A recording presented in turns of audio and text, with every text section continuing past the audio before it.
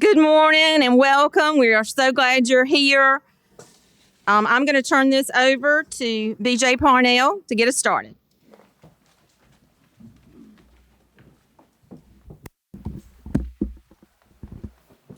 Good morning. I'd like to welcome everybody to the second annual Brighter Days Conference. The theme of this year's conference is Building Brighter Days. Like Lynn said, my name is BJ Parnell. I am one of the Continuing Professional Development Coordinators at PDAHEC. Each of you should have picked up a name tag when you came in. On the back of your name tag, you will see the breakout sessions you chose to attend, as well as the lunch option you chose. If you have a sticker on your name tag and have not already done so, make sure you see Kimberly at the AHEC table. You also see a QR code on the back of your name tag. You will complete an evaluation after each breakout session you attend, as well as one after the opening, general, and keynote session. Evaluations are required to receive a certificate. Your feedback is very important as we use that to plan future conferences. Restrooms are located right outside the ballroom to the right and the left. And we would ask that everybody please silence your cell phones. Hello, this is your Lieutenant Governor Pamela Evett. Welcome to the Brighter Days Conference, and thank you for being a part of this important event. Your presence here today sends a powerful message that mental health matters and that building healthier communities starts with conversations like these. Thank you for leading the charge in suicide awareness and prevention. Your commitment is making a difference, and together we can help ensure that there are brighter days ahead for every South Carolinian. We are especially grateful for our presenting sponsor, MUSC Health. Please join me in welcoming Jason Cox, Chief Operating Officer.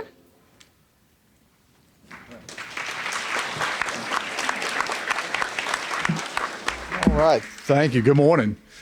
Well, my sole purpose here today is to introduce you to our next speaker, Ms. Jean Leatherman. When I ran into Jean coming in, she said, "Oh, don't read my bio, I'm just Jean." So I'm not going to read you the whole bio, but I would argue she's much more than just Jean. So Jean was the first person I ever met when I came to Florence. She was my welcoming committee. She was my host, my social planner, you name it. See, Jean didn't want you to just buy a house in Florence. Jean wants you to live in Florence. So she took the time to orient me to the history, to places where I could worship, places where I could play, civic organizations where I could plug in. She wanted me to join the community. She did not want to sell me a house. She wanted to fully integrate me into this community, and I couldn't have been more appreciative. I'm not a psychiatrist, I'm not a healthcare professional, but I do know that that goes a long way towards your mental health is having a sense of community, to be plugged in, to have resources, to know what the resources in the community look like. And as part of that, Jean took me to all of those and made sure I knew all of those. She knew that was important for me, my wife, and my kids, and she helped us with all of that. She helped us navigate all that. So she's more than just Jean. She is a pillar of the community. And I'm not going to read her whole bio, but sometimes when pillars of the community, you forget about some of the things that got them there and what they did. So I'm going to just pull out a few highlights, Jean.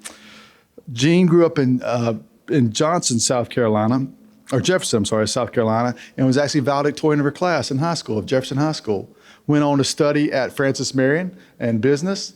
And from there, she pursued before real estate, she worked as a sales representative throughout the Southeast and didn't always live in Florence.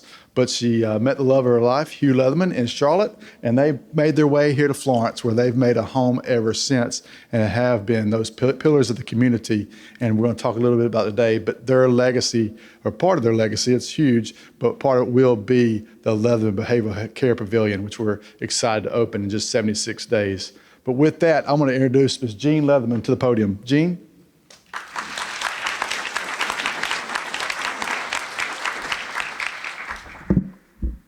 Well, good morning to everyone. Thank you very much, Jason, for those kind comments.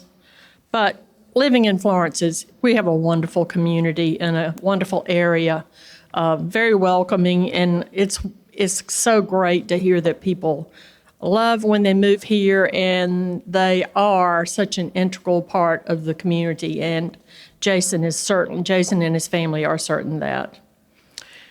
Well, welcome today to the second annual Brighter Days Conference. We are very thankful that you are here. Whether you're here as a healthcare provider, an educator, a first responder, a parent, or a family member, your commitment to brighter futures is what brings this conference to life. Let's begin by recognizing the many hands and hearts that made today possible.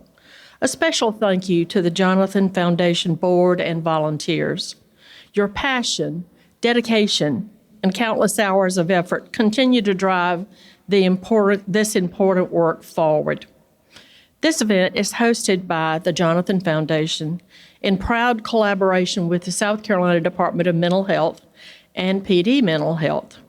We're so deeply grateful to our presenting sponsor, of course, MUSC Health, for your generosity and your belief in this mission. And thank you to PD AHEC for assembling today's outstanding lineup of speakers and breakout sessions. We're thrilled to welcome an audience filled with professionals like you from across the healthcare, education, and emergency services, along with parents and families, all united by this shared purpose. You might be wondering, why is Jean Leatherman up here today? Sometimes I wonder myself. I am proud to stand before you, though, as the wife of the late Senator Hugh Leatherman. He served as chairman of Senate Finance for over, I think it was 20 years, and we were married for 43 years. In the final months of his life, his focus turned to advocating for patients and families facing behavioral health challenges. His last major request to Senate staff and members of the body of the South Carolina Senate was a bold one. He actually asked them for $400 million for our behavioral health center. Can you imagine how grand that would have been? Well, but we're proud to have the $100 million that we do that was invested to get this facility open, and will open in his name, and this will serve patients from across our region. That effort sparked an unprecedented collaboration. I tell people when I'm showing in Florence, I think this is one of the most exciting benefits of this facility that I've ever seen. Collaborating with MUSC Health, McLeod Health, Hope Health, Francis Marion University, PD Mental Health, the South Carolina Department of Mental Health, and Health and Human Services. All these organizations coming together like never before to meet the behavioral health needs of our communities. I talked last week to one of Hugh's best friends in the South Carolina Senate, and he is now serving as president of the Senate, Senator Thomas Alexander. And he recently attended the groundbreaking for Prisma Health's new $132 million behavioral health facility in the upstate. That's another powerful example of how momentum is building across our state. So look at that progress. Today's gathering, our second gathering together, the opening of the Leatherman Behavioral Pavilion, a pilot project in the upstate, and hopefully more to come. Let's not falter. Let's continue to pursue excellence together in care, in compassion, and in collaboration as we serve all the people of South Carolina, because this right here, right now, is what advocacy looks like. Thank you again for letting me attend and be here. Let's make today impactful, uplifting, and filled with purpose. Thank you so much.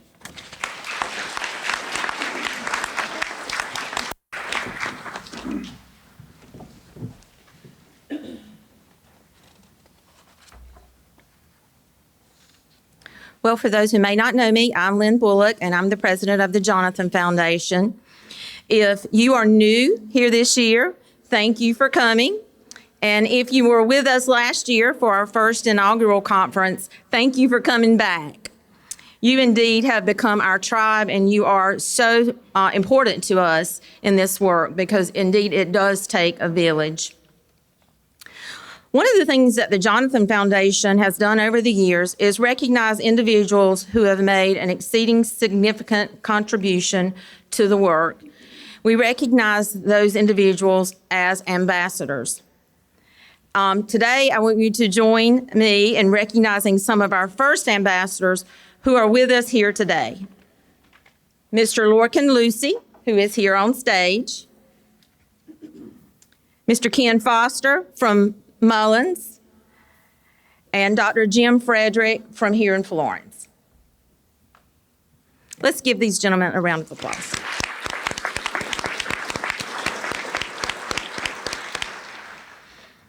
Now it is my pleasure to introduce someone very special to the Jonathan Foundation and our work, and to me personally, our chairman of the board, Lorcan Lucy. Come on up, Lorcan.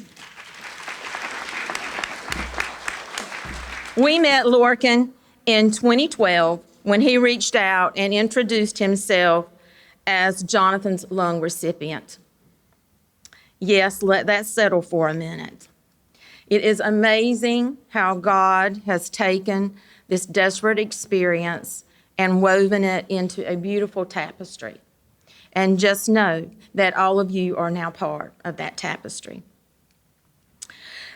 Since we met, Lorcan has been active in the work, serving as corporate partner, running in our annual run each year. It means so much to see him power across that finish line, becoming a foundation ambassador and then chairman of our board. He's been so good to us to support many philanthropic areas in Jonathan's memory, and it's regular that I get a call or email from him with him telling me some of what he's done in Jonathan's memory, and it's just so uplifting.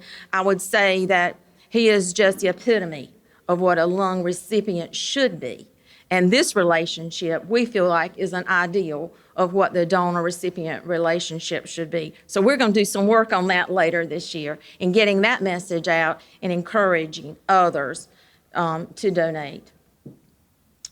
Lorcan came along and he became not just a supporter of our work, but an accelerator for our work. Anytime I've grown weak or weary, I reach out to Lorcan and he gives me the talk that I need, the inspiration that I need, the vision that I need. He has been a key part of the vision for the vision development for the Jonathan Foundation.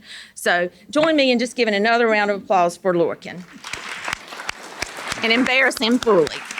So now it is our great pleasure, Lorcan and I, to recognize and honor some others who have made an indelible contribution to our work. Thank you and good morning. So our first recognition this morning is to the Doctors Bruce and Lee Foundation, who were gracious enough for the initial funding of last year's conference and has really been able to help us continue to launch on and evolve from there. And especially with the 2025 goal of the bold goal to reduce suicide work. Mr. Bradley Collicott, we are eternally grateful for your board serving as our ignition, igniting the first annual conference and all that has evolved from it. We wish to express our sincere gratitude by recognizing the Doctors Bruce and Lee Foundation as an ambassador of the Jonathan Foundation. Mr. Collicott. Yes, sir. Mr. Collicott, can you come up, please, sir?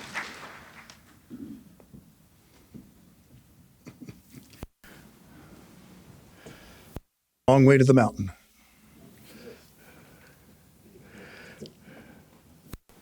So we can get a picture.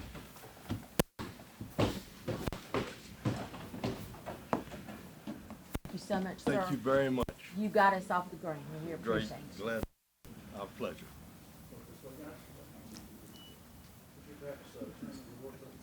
Yeah? Oh. Thank you.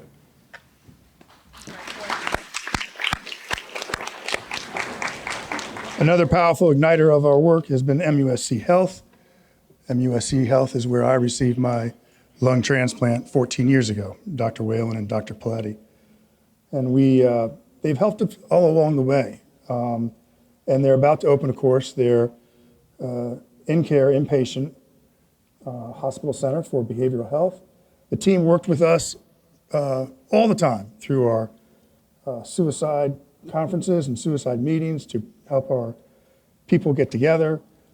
And specifically traveling with the Hugh K. Leatherman Behavioral Health Care Pavilion, we signed the the beam that now sits at the top of the pavilion. Two of your team, Rob DuPont and Tim Smoke, engaged with us throughout every session of the Suicide Coalition. We're very pleased to recognize MUSC Healthcare as an ambassador to the Jonathan Foundation.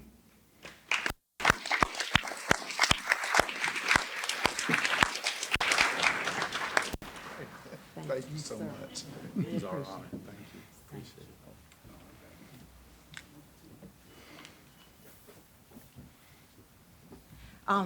One more. Oh, I thought you were going to do the next one. The last one. You want me to read it? All right. Oh, and Rob DuPont. Rob couldn't be here today. So Rob DuPont works out of MUSC Charleston. He is the lead administrative officer for behavioral health there, and he engaged with us at the conference last year.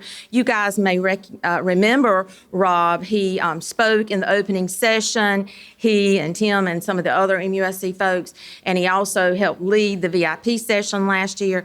And he and Tim both engaged with us in the Suicide Coalition work. Across the year, we had 10, 12 sessions of meetings. He was present with every session. I was amazed at that, given what I know is a busy schedule. And he led our intervention treatment work, that sub-team, and he drove in from Charleston to be with us face to face. He has shown me tremendous heart and compassion for this work, and we want to recognize Rob DuPont as an ambassador of the Jonathan Foundation.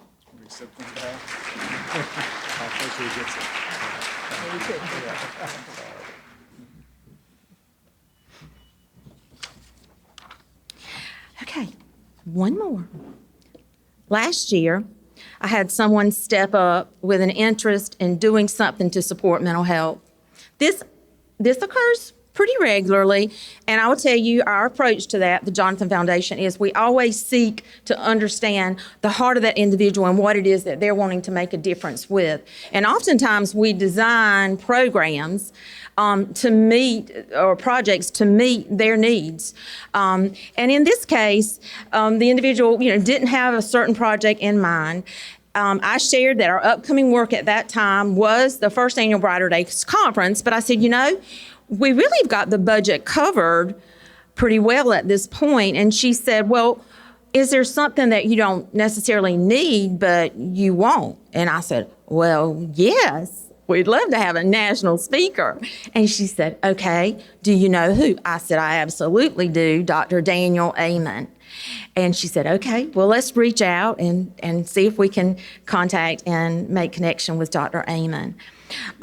So what you need to know is that Mrs. Kirsten Nemec Abbott of the Nemec Abbott Foundation is responsible for us being able to bring Dr. Amen to the Florence and surrounding community last year for our first annual conference. And again, she stepped up this year and has provided to be able to bring him in person, face-to-face, to speak today at our keynote and offer a VIP session.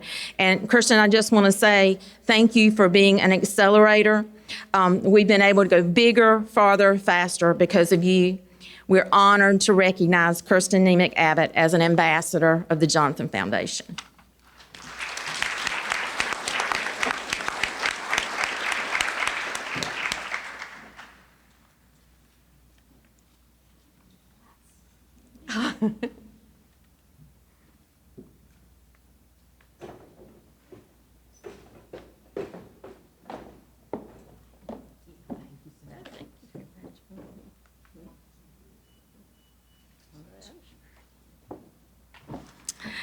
Those are some big thank yous.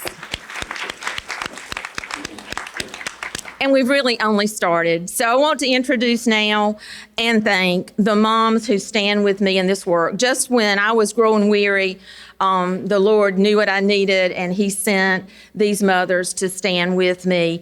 Graceland Ellemendorf, Helen George, and Laura Atkinson. And they're going to come up and recognize our corporate partners, sponsors, and exhibitors. Thank you, Lynn. This is such a great day for us, and Lynn has worked so hard. I wanted to introduce and thank and express our heartfelt gratitude to the corporate sponsors, partners, and exhibitors.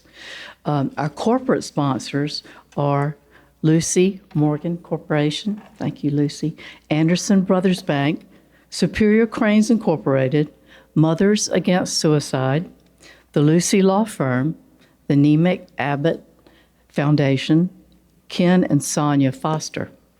The conference sponsors are Synergy, the Betty S. Campbell Charitable Foundation, Circle Park, Ken and Sonia Foster, and the conference sponsors Gold are Dr. John Elwood Owens, the Honorable Donna B. Owens, Esquire, CARE South Carolina, Stirrup Hope, and the Elizabeth and Arthur Moore.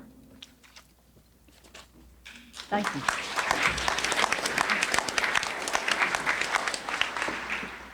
Hello, I'm Laura Atkinson, and I'm one of the moms too. I am thrilled to be here today, and I will be introducing the silver sponsors, Hope Health, McLeod Health, Lighthouse Behavioral Hospital, Kathy and Charles Grace, and Wayne and Helen George. Conference sponsors in kind, the VIP magazine and Pepsi Cola of Florence. And the tank sponsors, the Jernigan Law Firm, Shirley Imbo, the Counseling Center of Florence, LLC, Elm Pediatrics, the Hoyland Agency, I believe there's a couple more, the South Carolina Hospital Association, O'Hara, Millette Interiors, and Genesis Healthcare Incorporated. Thank you.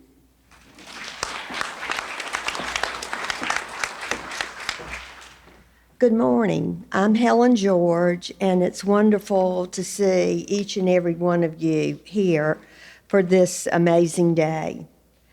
I would like to recognize the exhibitors for our conference, the Amen Clinics, Lighthouse Behavioral Health Hospital, the South Carolina Department of Mental Health, the South Carolina Department of Public Health, Mental Health America of South Carolina, RVO Health, PACE Center for Girls, Trident Health, Live Oak Mental Health and Wellness, Safe Kids, PD Council, the Jonathan Foundation Connect, Brighter Futures Mentorship Program, Francis Marion University Psychology Club, Families Engagement Programs, and the Jonathan Foundation. Thank you.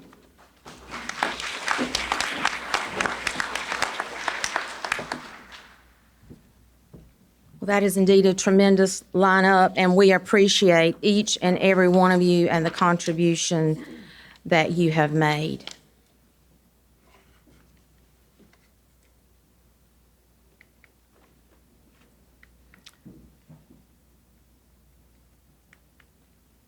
Here we go. Get reoriented to our place here. So I'm going to speak just a minute now on an update on the work and some of what's occurred from last year to this year. Indeed, within the Jonathan Foundation, we saw an explosion of the work after the conference last year. We're very thankful for that, but we felt a bit wind-whipped at the sheer pace of it. So we have wrapped our arms around that now, though, and we have developed a fairly aggressive strategy for this year. You see that on the screen, and if that's a little small for you, you can actually see a copy in our giving portfolio, which is on the Jonathan Foundation table. I'm not going to go through the full strategy map, but I am going to talk about key highlights and especially collaborations and partnerships, because this work is all about collaboration, and partnership. So last year, you may remember, we introduced 3 calls to action, and they're symbolized by the posters at my left, named in honor of our sons, Helen's son, Will George, Graceland's son, Robert Duffy, and my son, Jonathan Smith. And those projects all had calls to action to our community. To healthcare, we asked of emergency departments, primary care, and counseling, please implement standardized universal risk assessment screening. To education, we asked, please implement standardized universal risk assessment screening of all students. We have counselors in schools now. Let's screen the students, see who are at risk, and proactively get them into counseling. And then in terms of first responders, our ask was for appropriate crisis intervention training for anyone who is a first responder who may be called on to address a mental health crisis. So we introduced those asks, and we also introduced the National Strategy for Suicide Awareness and Prevention, and the whole of community approach called for to effectively address suicide awareness and prevention in our communities. This year, we've developed this aggressive strategy, and I'm going to highlight a few points from that. This next slide shows the process elements of our work. So the new work that's developed and can be seen on the strategy map includes, in collaboration with Department of Public Health, PD Mental Health, and MUSC, not only the work of the conference, but the work of our Building Brighter Days Suicide Coalition. And you're going to hear more about that here in a minute in the general session. With the support of Representative Williams and in collaboration with Families and Engagement, the Brighter Futures Mentorship Program, and it is off to a great start, and we are hearing phenomenal success coming out of that program. There's a breakout session on that today, and we hope that you will attend. In collaboration with the Nemec Abbott Foundation, the Medical Scholarship Program at Compass Academy. Dr. Amen has donated his speaker fees from today to fund SPECT scans for individuals without the ability to pay. And through that donation, he donated, amen, yes, tremendous. Through that donation, he earmarked 5 for the PD, and Florence School District 1 has identified 3 students who were resistant, difficult cases. These students in Compass Academy have been moved out of school. They can't go back into school because of their behavioral health issues, so they attend day school at Compass Academy. These 3 students had significant issues. They were referred to the Change Your Brain Foundation. Dr. Amen's already reviewed them. He said, indeed, they are very complex cases, and they've been accepted for the medical scholarship and free SPECT scans. That will include the scan and the initial treatment.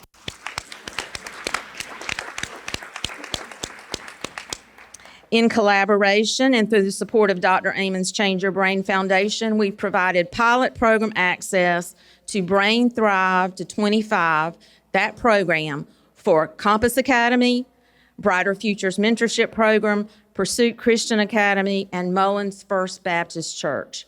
So we are piloting the Brain Thrive to 25 curriculum, and Dr. Amen is particularly interested in the thoughts of those who are using these programs and the outcomes that they see in working with their students.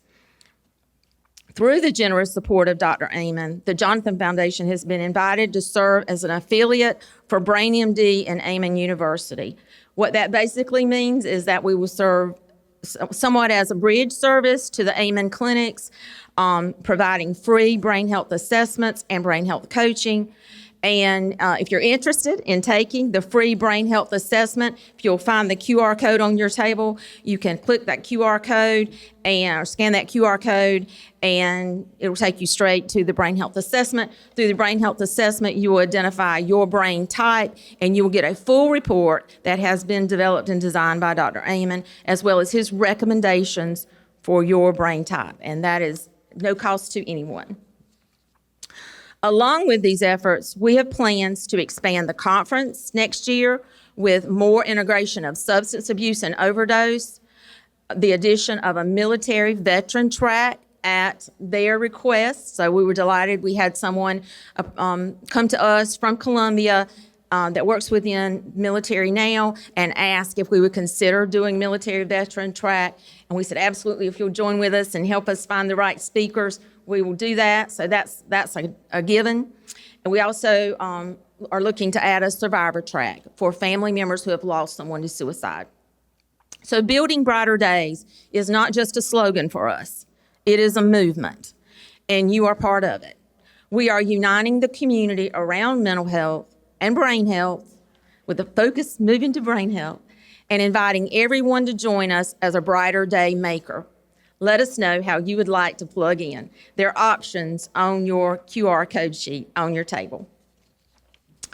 So now we are going to have a video from our platinum sponsor, Circle Park, and have a moment to transition the stage for our general session. We're thrilled that Circle Park has stepped up and expressed interest in leading our next work. They've asked us about doing a coalition effort like we've done for suicide that you're going to hear about in the general session. They've asked us about doing one for overdose, and they are interested in leading that effort. If you would like to be a part of that initiative, if you've been affected, you know someone, overdose is a part of your practice and the focus of your work, or you have a heart for that topic, then please visit the Jonathan Foundation table. That one we don't have on the QR code sheet, but you can visit the Jonathan Foundation table and sign up to be a part of that coalition when it gets underway. Please now enjoy this short video on the services provided on Circle Park while we transition the stage.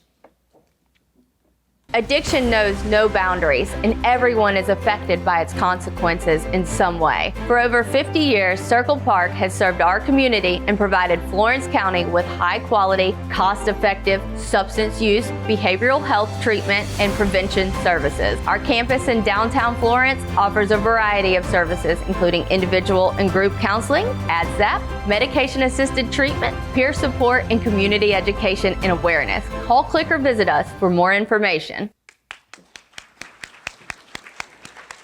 Another awesome partnership.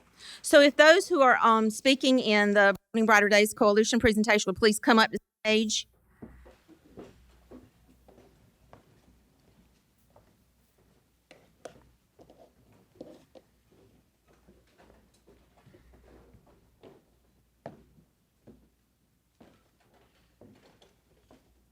So last year at our first annual Brighter Days conference, we offered the opportunity for anyone interested in joining a suicide coalition to sign up. So near the end of the day, I walked to the back to the Jonathan Foundation table to see how that list looked, and I was amazed to see that there were 4 pages of names. Today, we're pleased to share the work of that coalition, the work the team named the Building Brighter Days Coalition. And I want to express thank you here to our lead partner collaborators, our host, PD Mental Health, who provided the wonderful conference space for us to have all of our meetings and wonderful IT support to stream them virtually, to the Department of Public Health for lending the expertise on RBA to this effort, and to MUSC Health for their expertise in crisis intervention. Today's general session will highlight the work of that team, which builds off the work that we started last year with those 3 calls to action.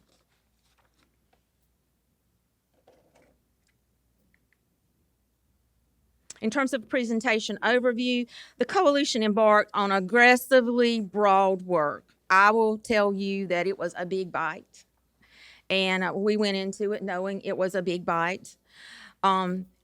Engaging really the whole of community. I will tell you we were very intentional, and we had some folks who made it their business to go after the people that we needed to be a part of this work.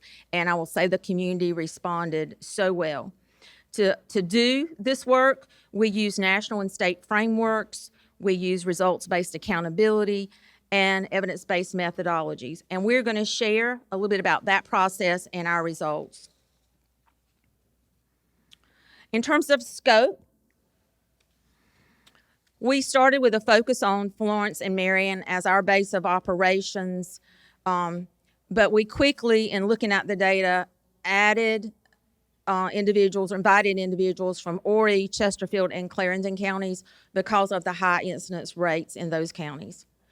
We intentionally went into the work looking at the full continuum of care, from prevention through intervention and treatment to postvention. And our purpose, straight out of the gate, was clear: to develop a comprehensive, community-based suicide awareness and prevention plan. Now, there are a lot of suicide awareness prevention plans out there, but our intention was to develop one specific to our community. In terms of frameworks, we did a lot of work. We started with that national strategy, which, if you recall or took the time to look at that document last year, you know, it's a sizable document. We looked at the calls to action from the national strategy, which call for this whole of community, whole of government approach to population health improvement around suicide. Then we looked at the South Carolina Department of Mental Health State Suicide Prevention Strategy and the goals in that plan. And then I was privileged to be able to work on the State Health Improvement Plan for the suicide section this year. So we did a crosswalk between these three major documents, and we aligned them and came out with our approach, which fit pretty well with the State Health Improvement Plan's goal, because we've done some similar work in that State Health Improvement Plan. And that goal is building from the work of the National Strategy and the South Carolina Suicide Coalition. The State Health Improvement Plan will seek to build key strategies and opportunities for collaborative action that will provide a comprehensive solution across the continuum of prevention, intervention, treatment, and postvention. We used an improvement methodology called results-based accountability. At Department of Public Health, this is a movement across the agency as we prepare the agency to dive deeper into population health improvement with our communities. And we're blessed in the PD to have a number of individuals who have gone through results-based accountability certification. And for those of you that don't know me, this is kind of my wheelhouse, my background. I spent 10 years in academia teaching strategy and quality improvement. So I will say, I've used all of the quality improvement methodologies, you know, including Six Sigma, which is recognized as one of the more robust. But my preferred is results-based accountability. I think it's just clear, concise, and to the point with exactly what we need to do community work. The great benefit of results-based accountability is that it was designed for work in the social sector. It was designed for improving health outcomes within our communities. Our headliner metric or results statement for the RBA work is that all people of Florence, Marion, and surrounding counties will experience increased mental wellness and reduced suicide incidents. And we will measure that by improving the number of mental healthy days in the region and the counties, in the region, and over time, see a reduction in suicide incidents. This slide gives an overview of the methodology. It's the 5-step methodology is called Turn the Curve, and it's informed by Turn the Curve thinking. For those of you who do have a quality background, you're familiar with Plan, Do, Check, Act. It is another version of what I call good old Plan, Do, Check, Act, just one that's been customized for use within the community.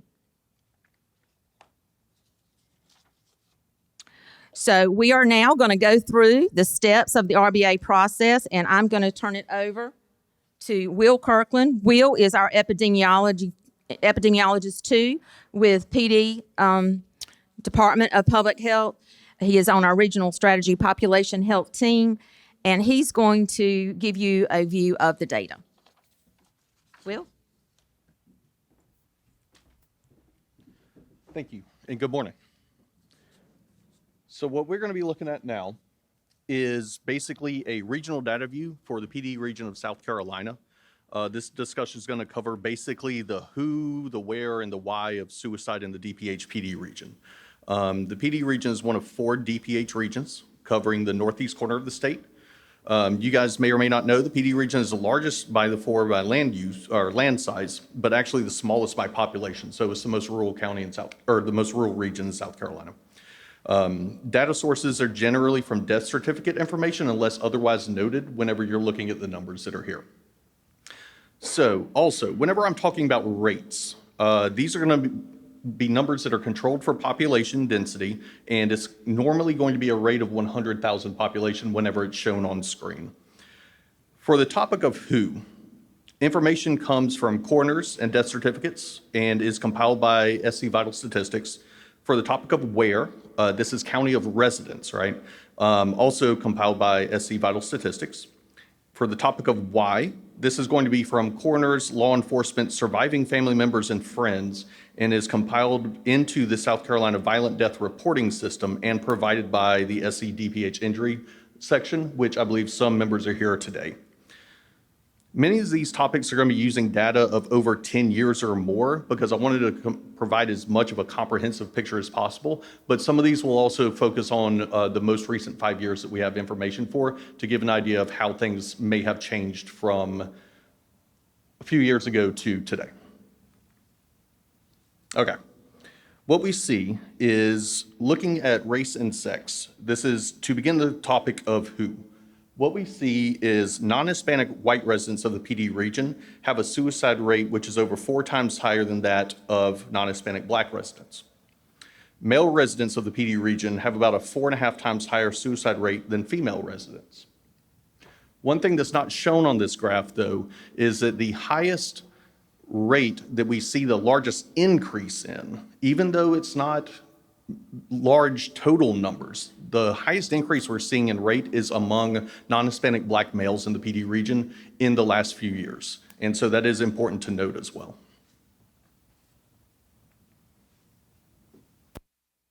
Okay, looking at age group. When looking at age groups, including all residents of the PD region, those aged 45 to 54 and 75 to 84 had the highest suicide rate in their years spanning 2000 to 2022. I also want to point out that there were 23 individual suicides by children aged 10 to 14 during this time frame. Even though it's a much lower rate, that is a non-zero number, and it is something that we do need to remember and take into account. Looking at more recent numbers, so we do see this is for 2017 to 2021. We see that veterans account for about 1 in 5 suicides in PD. It's about 19%. Veterans make up about 8.5% of South Carolina residents currently. And so when we look at the totals, we actually see that our percentage of population in the PD region of South Carolina matches the about percent of total suicides in the PD. But when you look at the veteran community, it's a stark difference. If they follow the same trend, about 8.5% to be, they would be 8.5% of the totals, but they're not. They're about 20. And so that is something to keep into account as well. Most common occupations. Construction and extraction occupations account for the highest percentages of suicides in the PD. Also, as of a note, about 15% of the totals were not included in this data set because we just didn't know, or that person was unemployed. Okay, suicide rate by area. This is the one that really stood out to me the most. This is longitudinal data looking at the year 2000 to 2022. We're going to zoom out a bit and look at how we compare to both the state and the nation as a whole. The most jagged line in the center there is actually our regional numbers. And what we actually see is since the year 2000, suicide rates have increased in the US and the state, and our region have followed that trend. In 2022, the PD had the highest rate recorded here, surpassing the state and national averages for the first time since 2011. And it's also the highest rate recorded for all areas since 2000. Okay, within the region. When controlling for population, Horry, Chesterfield, Clarendon counties are all at or above the regional and state averages for this time frame. I also want to point out, though, if you're looking at 2021, which was one of the first years we looked at when I first came on with DPH, was that Lee County showed a large increase in recent years, and had a high of 18 per 100,000 residents in 2021. Even though they look like they're on the bottom end of this graph, this is taking into account 22 years worth of information. Recently, there have been changes, though. Okay, to begin talking about why. We know something about a little less than 2/3 of the suicides during the 10 years from 2013 to 2022, and we have no known circumstances for over a third. About 70% of suicides in the PD during the decade of 2013 to 2022 involved a firearm. Statewide firearm use rate is about 65% for the same time frame, so we're slightly higher.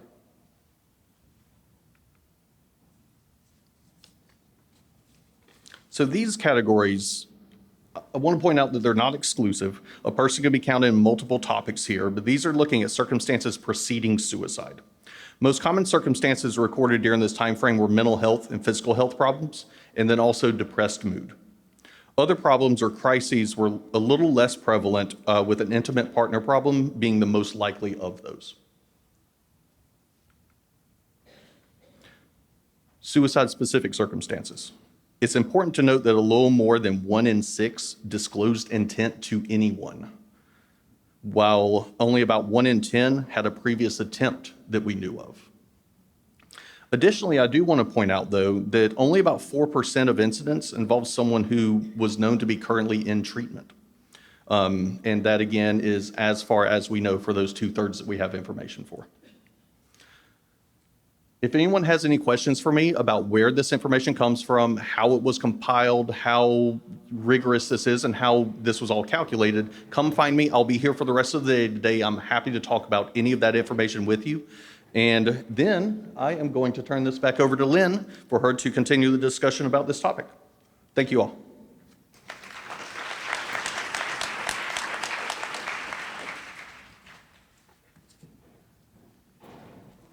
Thank you, Will.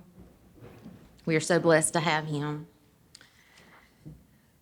So our next slide is going to show a little bit about what we did with this data. So we took the contributing factors from the regional data that Will just shared with you and from CDC's risk and protective factors and diagrammed them into a fishbone cause-effect analysis to evaluate root cause. In this diagram, the effect is suicide. The large vertical bones represent contributing factor categories, and the small horizontal bones represent causal factors. We added in percentages for those causal factors identified in our data set. And we use this cause-effect diagram to help us visualize and get, at a glance, get to the root causes, the major contributing factors that were present in our data set, so that we could address those in action planning. So if you can see this on your slide, on my end, it's a little bit small here, but that first category is identified risk and access to care, and it was noteworthy, profound impact to us, that only 16.9% disclosed intent and less than 4% were under the care of a mental health provider. What this told us is that these individuals died in silence. They had largely not accessed care and had not told anyone their intention. The second category is method. It was also profound that 70% of the suicides in the data set that you saw, that increasing trajectory over the last 22 years, died by firearm. Lethality of means was a major contributor, with 71% completing by firearm. The third category is health status. It showed the contribution of mental health problems, 27.7%, depressed mood at 20.2%, and physical health issues at 25.3% of individuals. Some of that we would have anticipated. Maybe we would have anticipated those numbers to be higher. Relationship risk factors showed high conflict and violent relationships in 12.3% of completers, intimate partner problems in 18.8%. And then in terms of individual risk factors, 10% had a previous attempt, 8.8% involved substance use or alcohol, 4% involved financial problems, and 3.3% involved criminal or legal issues.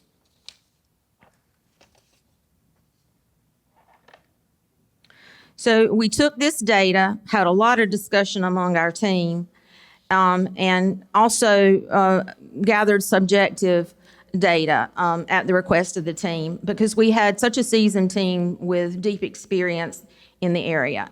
Then we correlated the quantitative view from the data and the qualitative view from the experts in the room and came up with a ranking for those contributing factors that we identified as the top 6 root causes in our data set.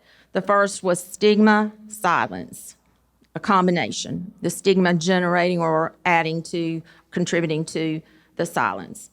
The second was mental illness. The third was access. The fourth was use of firearms. The fifth was depressed mood. And the sixth was serious illness. We then moved into step 3 of RBA and looking at the role and responsibility of partners. I would say that we really learned a lot here about each other. We looked at the key organizations that needed to be involved across the continuum of mental health, including prevention, intervention, treatment, and postvention, and we tried to make sure that we had all of the right key partners engaged. This slide that you see now shows the trajectory of common providers, and pretty much we had all of those participating in the coalition work. We then engaged in a deep dive in evidence-based practices because if we're going to make improvement today, we've got to know what's proving to work. We began with looking at current partner practices, and we were, I think, all impressed to see that all of our community partners had evidence-based practices already in place. Some had many, several or many. Then we were privileged to have a literature review conducted for us by the Francis Marion University Psychology Club, and they're here today exhibiting on that review if you want to stop in the exhibits and visit with them. And then we also took a deep dive into the National Registry. The Suicide Prevention Resource Center has a best practice registry online that you can go in and look at what the evidence-based practices are that have been registered across the nation. So we considered all of those evidence-based practices in our planning. Then in step 4, we brainstormed about what would work to turn the curve. We had several brainstormings around this, one devoted to prevention, one devoted to intervention treatment, and one devoted to postvention, all led by some of the experts that you're going to hear from today. And then in step 5, we used impact analysis to cull all of those ideas down to the highest impact actions that would actually make it to and land on our plan. So next, our team is going to present our comprehensive community-based suicide prevention plan. The first section of the segment presentations will be the evidence-based practices that are currently in place with our partner organizations, followed by our action plan for that element of the continuum. I'm pleased to introduce Kathy Timmons, the Interim Director for PD Mental Health, to talk about prevention.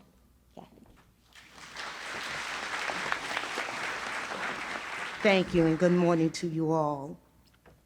As you will see, next slide. Sorry. As you will see on the next few slides, our partners are doing a lot of work around prevention. Florence District 1 has their new Compass Academy for high-risk students. PD Mental Health Center has Roads of Independence program, which you will hear from today.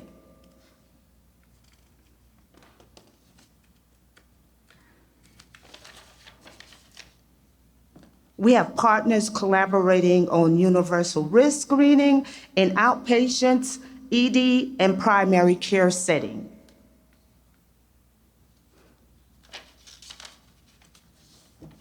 In both inpatient and outpatient setting, crisis services are in place, and based on patient risk level, safety plans are developed.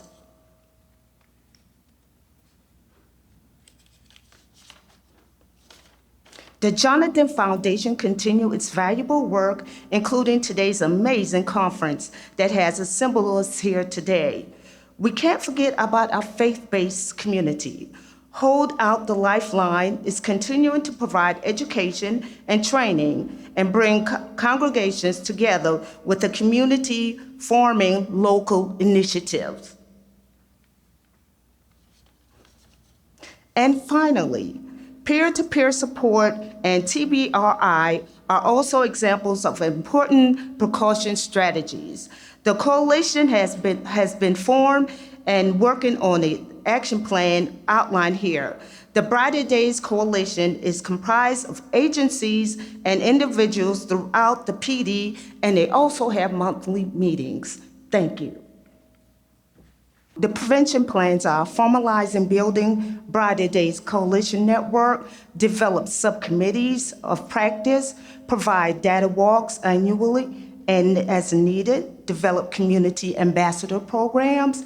2, to provide community-based suicide awareness and prevention training, provide universal suicide risk assessment screenings in schools, primary care, counseling, and emergency departments, provide mental health crisis and interventions training to all responders, utilize behavioral health care service rather than correctional services, implement handle with care in our schools, and provide community gun safety program. Those are the action plans. Thank you so much.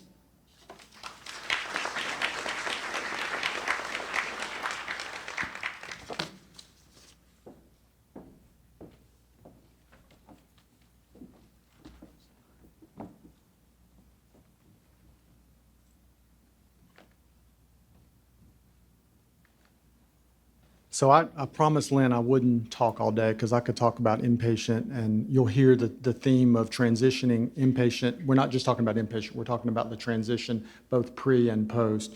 But just a little background, in 2012 to 2015, the national census data suggested or approximated that there were about 1,800 successful completed suicides for individuals that were admitted to United States behavioral health facilities. That number's low, but it should be never. You never want to entrust the care, as inpatient providers, we never want to have the care of your loved one at their most vulnerable and then fail them. So CMS went through a process, 2015, 2016, 2017, where they really came down on the regulations and became much more stringent, and it was painful. Many facilities across the country closed, which created a negative effect for the positive intent that those regulations came. But as someone that's done inpatient work, we're better because of it. Now, data suggests we're anywhere from 31 to 51 a year across the United States. Again, we're not there. It's not enough. But one of the things that inpatient, and again, when you bridge the outpatient, we were tasked with developing an objective evidence-based screening model that not only fit the inpatient, but fits the outpatient. So you'll hear the emergency rooms are now implementing evidence-based objective measures for screening suicide. On the inpatient side, we were tasked, initially the language was to create a ligature-free or a suicide-free unit. You heard the data on the outpatient side, firearms is the number one. When you're talking about inpatient, you're talking about asphyxiation through ligature points. And so we were tasked with creating an environment that was free of that, and it was costly. I'm very thankful for my former employer, McLeod, that took the resources and developed that unit. I'm thankful for Leatherman and the community partners because we have done intentional work with making that unit safe with all the bells and whistles, and you'll hear more about that later. So we did the objective screening. On the inpatient side, we're also doing safety rounds, environmental risk assessment. Safety is not a once and done. It's constantly looking at the environment and seeing what needs to be done.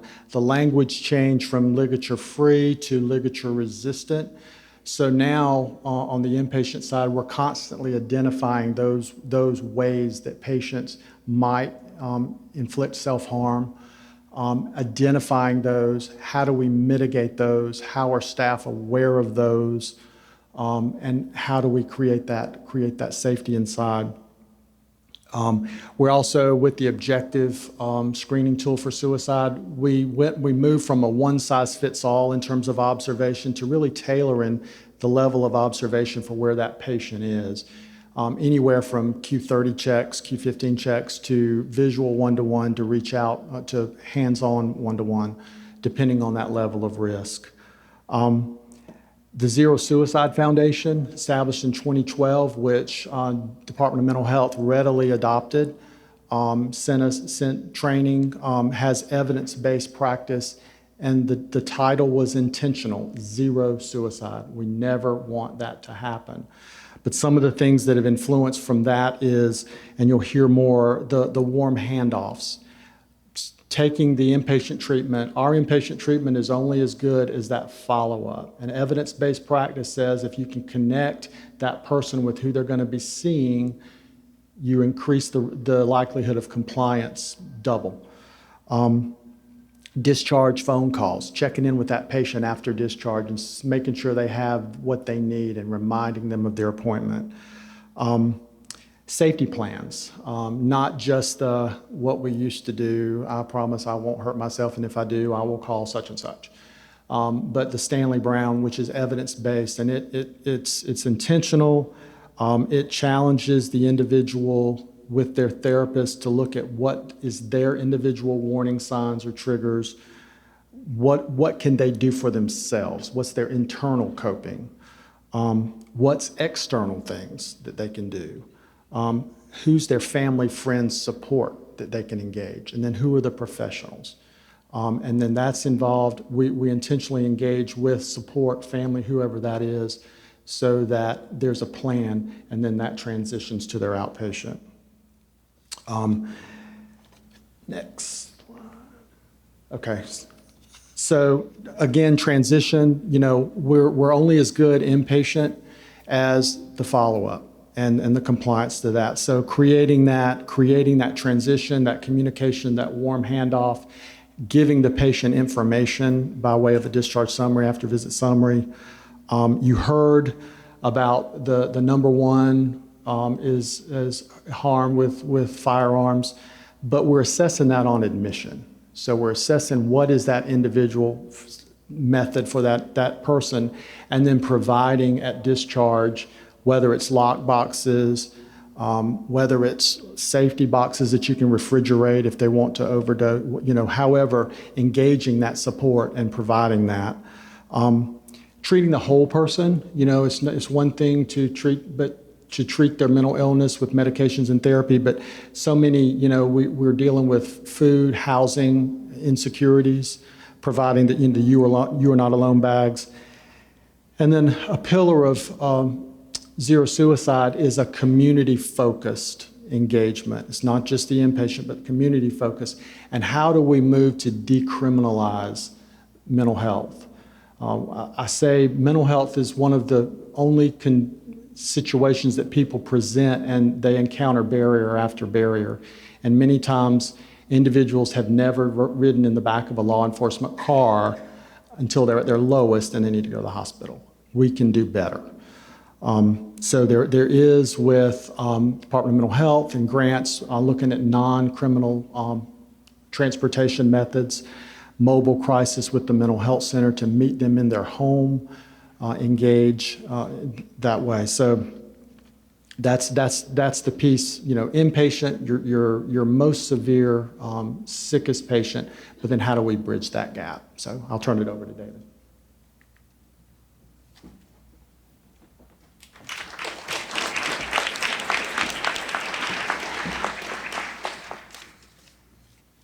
Good morning.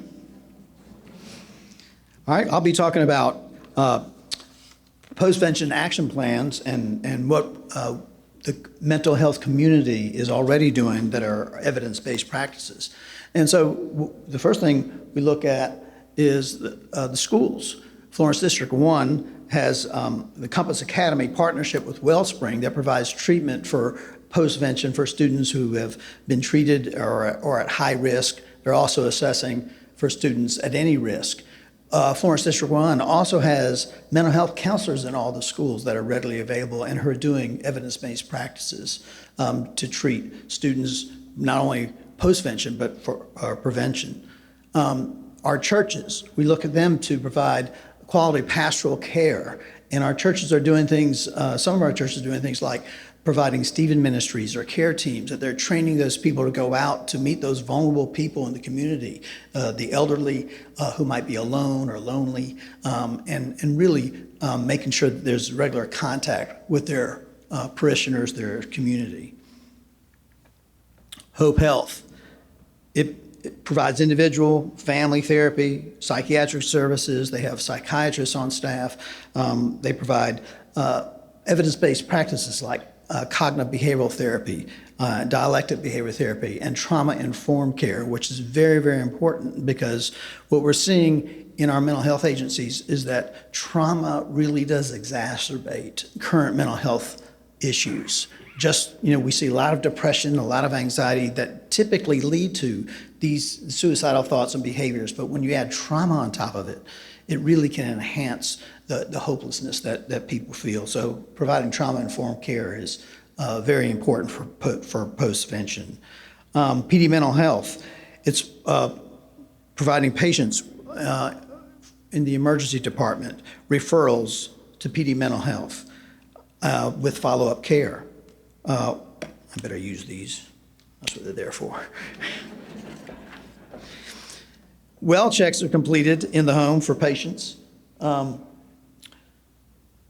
If there's a no-show, which is very, very important. When patients don't show for their appointments and if they've been identified as risk, that's a key indicator that they may be struggling and struggling so much that they can't even have the energy to get to their treatment. And if they don't get to post-treatment, then what happens is their symptoms get worse. They feel more alienated, isolated, and alone, which leads to those suicidal thoughts and behaviors. They also provide field work for community care, which is very important, that field work, that their clinicians, their staff, their mentors are out into the community working with their patients. Mercy Medical provides close primary care and follow-up to assess compliance and treatment effectiveness for their patients. And Mercy Medical, treats a lot of the most vulnerable, the homeless, the people without resources to standard health care. So having them in the community is a great help to treating those who are postvention of suicide risk. And then our counseling community.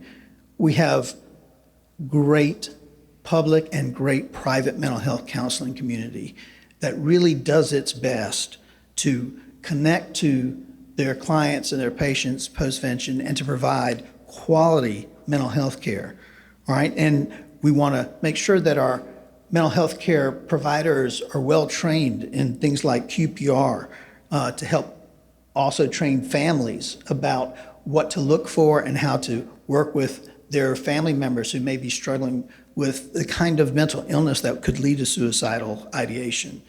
Where our private mental health providers provide a lot of quality evidence-based treatment, cognitive behavioral therapy, dialectic behavior therapy, and again, trauma-informed care. Without the trauma-informed care, we'd miss a big piece of people who are struggling and suffering. So our postvention plans are to formalize treatment approaches focused on the first 30 days post-discharge. The first 30 days post-discharge of people who have been placed inpatient with suicidal risk, those are the most dangerous days. How many people have gone to camp or vacation? Or you've been to a place where you felt really rejuvenated and escaped from the world. And then you come home, and those first 30 days or 3 days or 5 days, you feel depressed all of a sudden. Well, if you think about people being placed inpatient, where they're surrounded with people with treatment, with caring, with resources, given the skills to help their mental health issue, and then they go home, back into the environment that they came from without that intense support, their symptoms can return pretty quickly. And so we really have to be really informed about providing that postvention care in those first 30 days and equipping family members as well of what to do and how to help. Increased focus on the interpersonal relationship in therapy to support individuals while attending to the task of therapy and to the skills that they're being trained and the coping skills that we're helping them with. We need to continue to engage family, engage churches, engage the social supports that our patients have, because having good social support is very preventive and very helpful in helping people recover from their mental health issues. Increase home checks for patients who, again, are absent or who get lost in the cracks. We need to make sure that we're following up with those patients. If they don't show, we need to try to make contact with them, or make contact with the referring source, who may be able to have a better, quicker way of getting in contact with them to promote that they show up for their aftercare, their postvention. And we need to increase the utilization of community health workers for community care navigation, having people out in the community that are actually going to the homes and making contact is going to be very effective in postvention care. Thank you for your attention.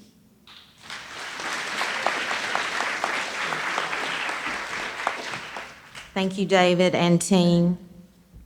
So we invited 3 different groups of community health workers, Care South community health worker staff, DPH's community health worker staff, and Access Health at McLeod's community health worker staff. And I know we have members from all 3 of those groups here, and I just want to say that we see you as having a very important part in the work that we're talking about and planning through this coalition.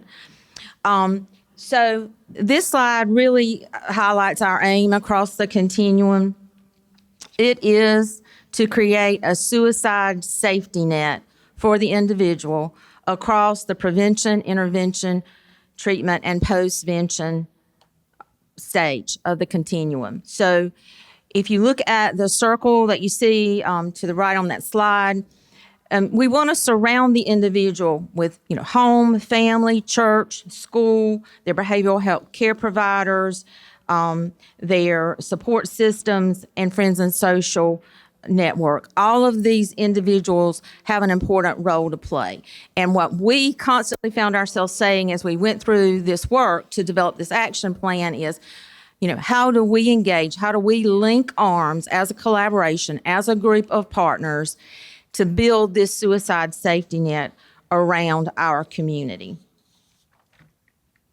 Now, what you have heard thus far have been action plans. We got to step 5, and we have developed an action plan that covers prevention, intervention, and the postvention spaces. Now we have to design out the tactical elements of each of those action plans. So this strategic initiative wave calendar basically shows our plan for having to do that.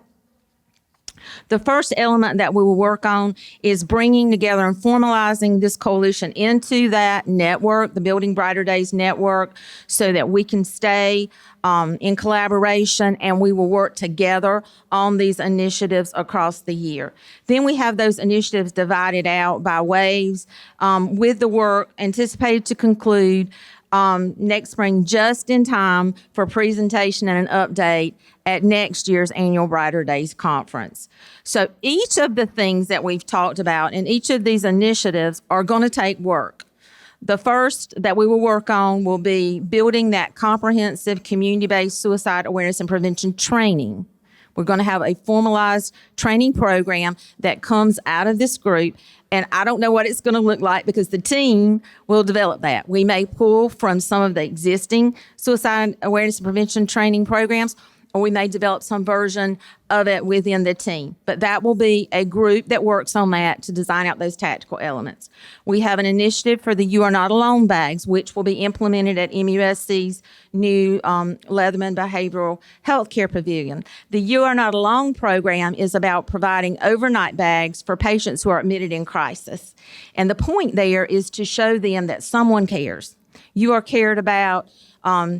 You are loved, if you will, and we are here for you. So that is a project that we'll have a team, and we've already met with the Leatherman Center staff on getting that initiative off the ground.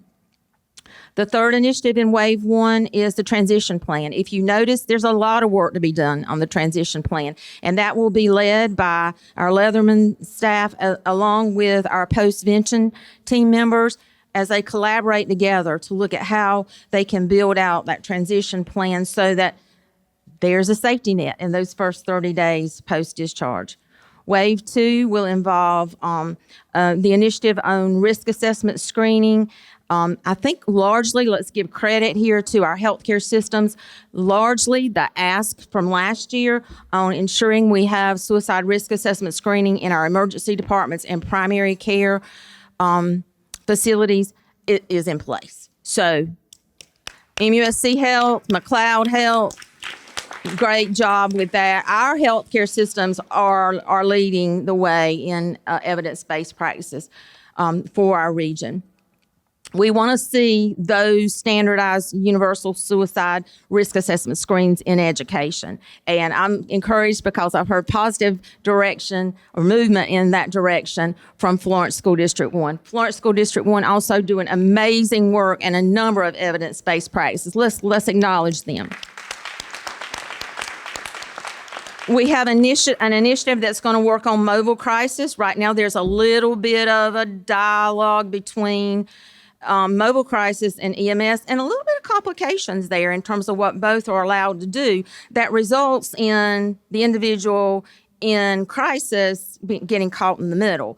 So there's a team that's going to come together to work on how do we get these individuals that need to be transported, who's supposed to do it, and how do we do it efficiently. There is a team that will come together to address the home checks. Home checks are a big piece. PD Mental Health is already doing that. That's a tremendous piece. And this team wants to see that increase as we see Leatherman open here in the next few weeks. Early August, I believe, is the date for Leatherman. So let's give PD Mental Health a round of applause for those home checks. That's a big deal, guys. A very big deal. Then in Wave 3, we will work on mental health crisis intervention training and have some deeper training that's offered to all of our first responder group. If there's anyone here in law enforcement or first responders that wants to be a part of that, we need you on our team. There'll be an initiative that looks at the role of community health workers for community care navigation. And part of our network formalization that we're going to do as the initial strategic initiative team that involves all groups is going to be to look at establishing the role of community ambassadors. And those are going to be people to take the messages that are developed, the education and training that are developed, the suicide awareness prevention training we're talking about, and take it deep and wide into our communities. And I think there's a rich role there for community health workers, and we would love to have your engagement in this work. I think that's it. Are we at Handle with Care? We talked about mobile crisis, talked about community health workers. The last initiative, but certainly not the least, and it may get moved up as we massage this when we come back together in July, but we hope to see Handle with Care implemented within all the schools in our regions. Handle with Care is a program between law enforcement and the schools where if a child has been affected and has ACEs type conditions going on in their home. Maybe they have been in trouble with the law, or their family has been in trouble with the law, or there's been domestic abuse or violence in the home. They have some type of trauma. Then law enforcement can connect with the school, and together the school and law enforcement work together to try and help the child navigate that. There is a presentation here today on Handle with Care. If you haven't heard about that program, that's one you might want to check out. And then the last program that I'll mention that we will be working on in this aggressive slate of work over the next year is addressing gun safety. And we have the Project Safe here with us today. They are exhibiting, they are connecting with us and going to partner with us on that initiative. Hoping they're going to want to lead the way with that, because they're already covering 12 counties of the PD with their gun safety program. So if any of that sounds like something that you would be interested in, you have a QR code on the sheet on your table. We would love to have you join the coalition. Just scan that QR code and sign up. Lastly, we want to recognize the Building Brighter Days Coalition team. If you were on the coalition, I want to ask you to come down front. We had 43 individuals that did work on this coalition plan. Those 43 represented 25 organizations. So if you were on the Building Brighter Days team, would you please come up?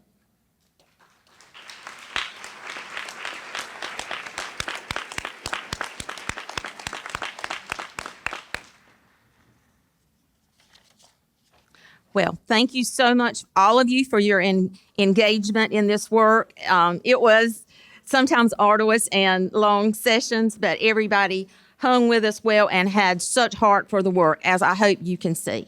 So we're going to pause with this group for a picture. If you guys want to go ahead and dismiss and head out to your breakout sessions.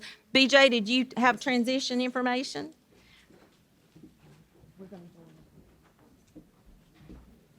Hey guys, so breakout session 1 is scheduled to begin at 10:50. Like I mentioned before, if you flip your badge over, it will tell you where you scheduled yourself to go. If you don't have anything there and plan to attend, you should have seen Kimberly this morning. If you have not done so, see her before you go to breakout session 1. I will tell you that education in churches, parents and family, those sessions for breakout session 1 are full. Okay, so for breakout session 1 and 2, healthcare will remain in the ballroom. So if you are healthcare, you can come back in here at 10:50. Outside the door to the right, law enforcement and first responder will be in room 105 and 106. Around the corner near the name tag table is the education in churches, which is 102. And then all the way around the corner, you just keep on going past the name tag table, and you will find the parents and family session, which is in 101. Again, that begins at 10:50, so take a break, go out and visit your exhibitors, and we'll see you guys in breakout session 1 at 10:50. Thank you.